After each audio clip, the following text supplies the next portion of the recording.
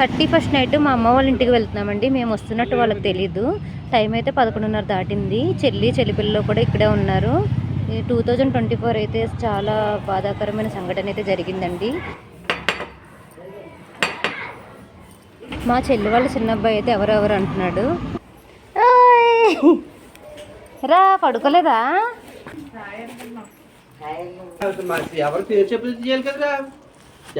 పట్టుకో పండు.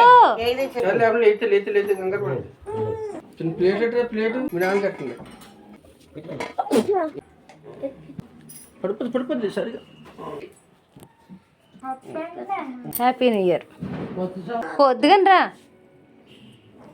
Happy new year. మరి అంత వద్దన్నాడు, మరి అంతెందుకు కోసేవరా? హ్యాపీ న్యూ ఇయర్ నాన్న. హ్యాపీ న్యూ ఇయర్ అమ్మా.